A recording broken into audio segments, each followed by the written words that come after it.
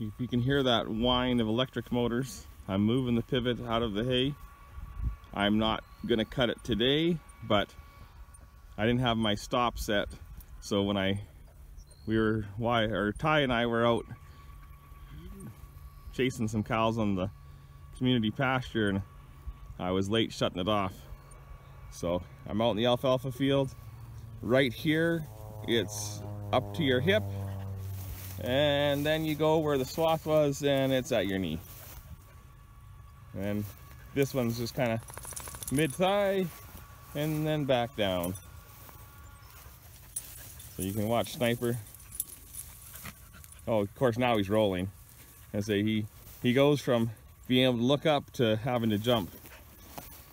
So, oh, here a couple flowers, and normally we cut just as soon as we see a couple of flowers, but I'll take you to some here.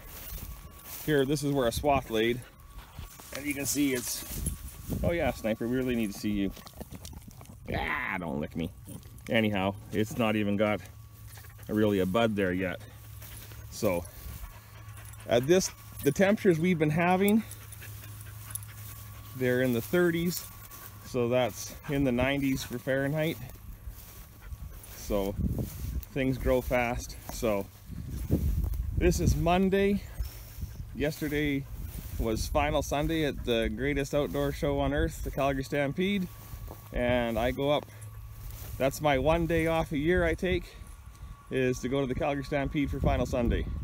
And I take my parents and my sisters and my nephew and niece and my brother-in-law, and I get tickets for everyone, and that's my holiday. And we go up at first thing in the morning, and then we drive home at night. So the kids had a church camp they were on that we pulled them out of so they could come to the rodeo, and Jessica really wanted to stay with her friends, but she said this is the only holiday we take a year, so she wanted to go. But tomorrow I gotta go fencing on the reserve. Some calves are crawling fences, I guess.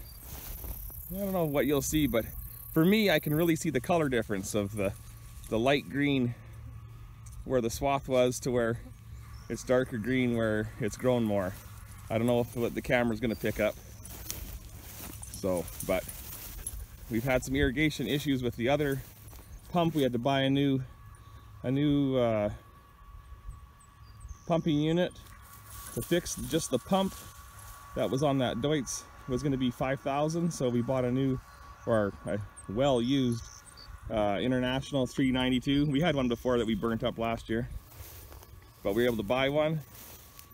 So now and then the Bolaris, 2-cylinder Bolaris that we use to run the hydraulic motor for that T&L pivot. It was at 3 gallons of oil a day that it would take to run it. It started on fire twice last year. So I just would go every 2 hours and check it and put a little bit of oil in it. And so it takes 3 gallons a day. So now we're taking the Deutz and putting on there. We were supposed to have had that done Saturday, but the machine shop that was making our coupler, they didn't work on Saturday. So we thought we'd be all done and ready to pump this morning, but we weren't. So I was gonna pause you, but you guys can just hang on and see. Like I said, here it's not so tall, a little shorter. You see little Sniper. And he's a short dog, so don't think the hay's very tall. He's a short dog. And we'll just randomly walk into the corn here. And remember that this is the good field. So the other field's quite a bit worse. But I walked through one end earlier that was all above my head, and I'm just about 6 foot tall.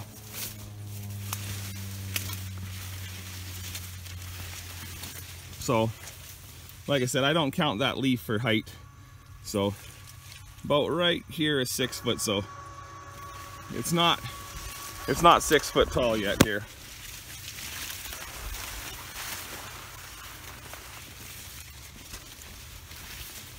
There, we got a little shorter spot here, but I will bring you down.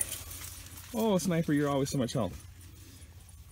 So, I was gonna say, see how clean it is, but then here's an alfalfa that didn't want to die.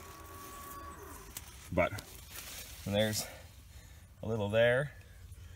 But, there's some spots where it's a little weedier. Like I said, I can handle the alfalfa not dying. That doesn't, there's a bunch of it that came back, I guess, but anyhow, I can't complain about that because there was a plethora of weeds.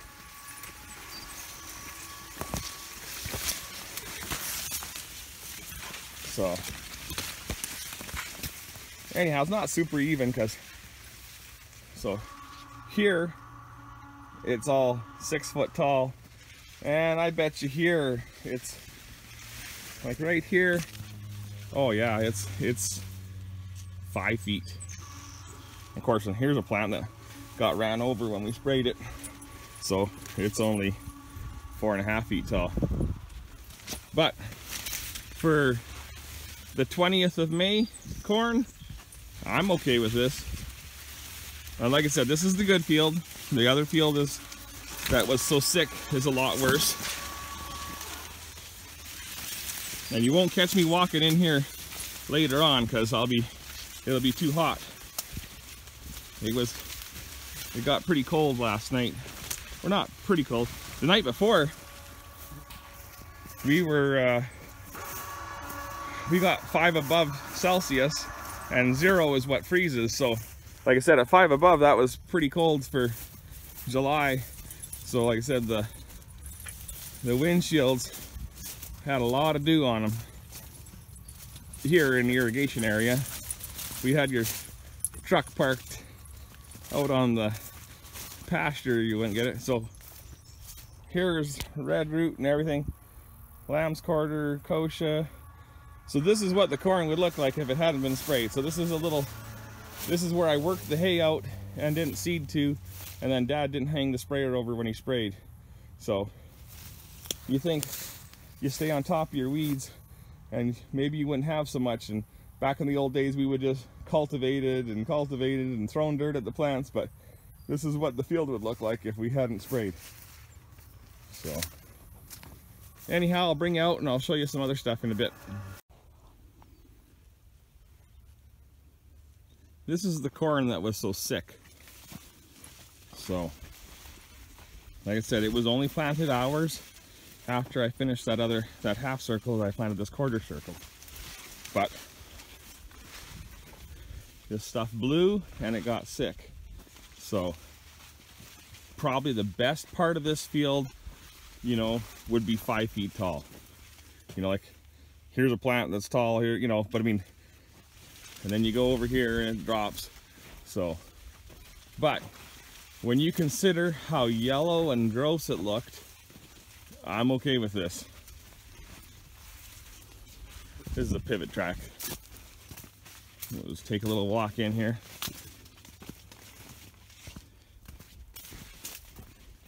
So, but the wild buckwheat was just wild in here. It was bad. So we got a pretty good kill. Oh, Sniper coming to help again. Oh, Snipe. Freaking dog.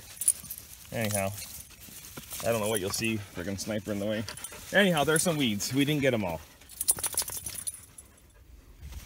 They come back, and like I said, if you look ahead there, you're gonna see ground, and that's the thing.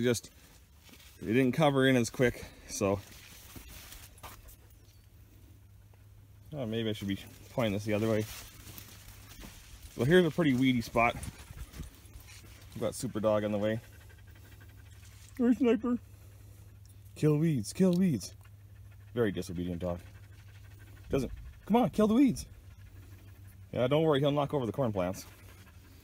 Anyhow, so hopefully those weeds choke out a little bit, but we all know they're not going to choke out enough. So we'll end up chopping them with the corn. But like I said, if you look back at that video earlier where it was so yellow and so damaged. I can handle this. Like I said, you know, it's 20th of May just like the other field, but I can handle it because there'll still be a crop here. It's not one you're gonna, you know, send a letter to Aunt Mabel to tell her how good you did. It's just gonna be some cow feed, you know, and it'll grow enough. At one time I thought if it didn't grow well, I'd come in and fence it into strips and just graze it, but you know, I think it'll grow enough and there'll be a crop. So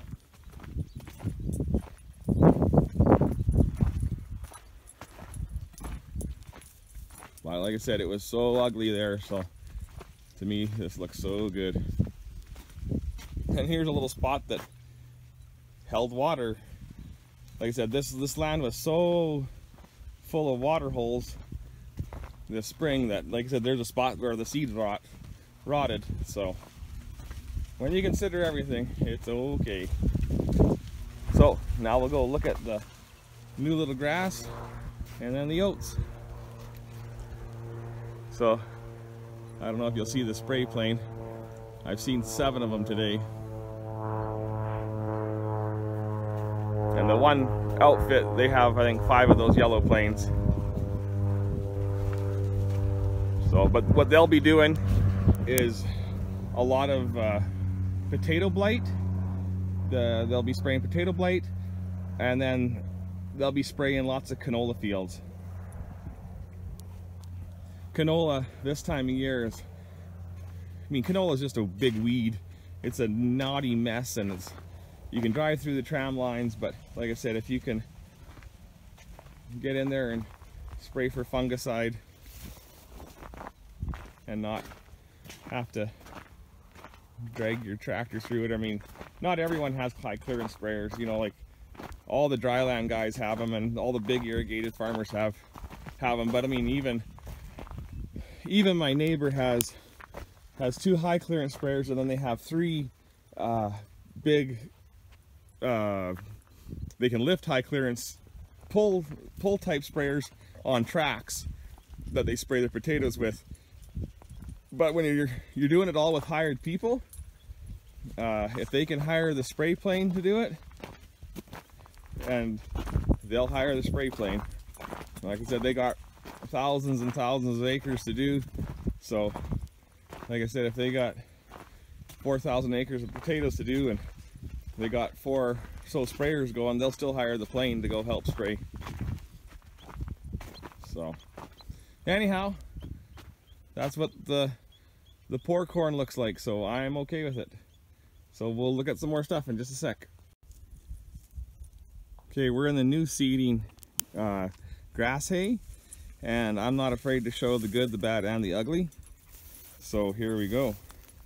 So here we're right on the edge of where, like I said, the wind was blowing so bad, I had seeded this grass without a cover crop, and the wind got blowing and I panicked, and the drill still had oats in it, so I just slowed it down and went.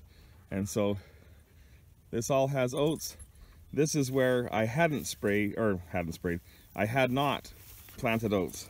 The Sniper's busy trying to get cuddled, and I'm gonna have to work you, dog. Oh, you dumb dog. So anyhow, like I said, it looks like crap. We'll have a little look at species. Oh, freaking dog. So this is barnyard grass. Freaking weed. And oh, here's some wild millet. Another weed that we get in the sand. So it looks like hell here. There's better parts of the field where you can see the rows of grass and alfalfa perfectly, but like I said, we don't hide stuff here. You get to see the ugly stuff and the good stuff. So we'll dig into this ugly cesspool here, and there's an alfalfa, and right beside it is is some grass that's coming. And there was only 15% of that mix that was alfalfa. So I take for granted, see all this dang wild buckwheat? And like I said, that's a cold season cousin to morning glory. But anyhow, here's a blade of grass from a desirable plant, and here's some barnyard grass that we don't want. It's bloody weed. So now we'll step into the oats, and we sprayed this all, and I just did a half rate. So we'll just knock some of this oats over. And you can see an alfalfa plant. You know, Sniper, you're of no help. Okay, and we'll see what else we can find here. So here, that's a blade of grass. That's not just oats. And I got a dog trying to lick me to death. Anyhow, you can see more alfalfa. So when I see the alfalfa, I take for granted that there's still, like, here's some grass with it. So there is grass with it too. So there's a little, I'll get off my knees here. So there's some triticale. So this seed had just a little bit of contamination of triticale in it, but like I said, I wasn't too worried about it because it's cow feed too. So here's a low spot that ground out a bit. Like I said, there's no smoke and mirrors here.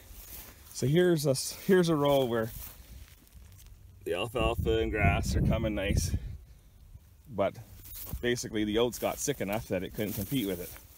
So I'll cut those oats off. I wasn't decided whether I could cut them for feed or just mow them down. I'll probably try to cut them for feed. So here's where we have our overground main line, and it looks like heck, and I had chemical to spray it with and I haven't done it yet. There's frickin' foxtail. That grows anywhere there's drainage issues, and it's a bad thing because horses can't eat it and cows get abscesses. So anyhow, another story for another day. Now we're into the oats, and it's just starting to flower. You can see they're just poking through. So this is up to my waist. But like I said, a very, very uneven crop. But like I said, when you consider, excuse me, how much was underwater this spring and how uneven, you know, how the land looked, it's okay. You know, so like right here is a spot where it's wetter and light green and looks like crap, but it was a little spot that held water. So, and there's some more triticale. Like I said, doesn't bother me any. I knew the seed wasn't premium pure, didn't bother me any. So here it's starting to flower a little bit more. Like I said, very uneven, but if you don't tell the cows, they're still going to eat it. I wanted to chop it, but I've been so busy that I haven't even looked at the chopper, and I'm not going to pay someone to come and chop it just because there's not enough of a crop. When you hire custom choppers, they charge by the hour. It used to be paid by the acre, and then they got smart and they started paying by the hour.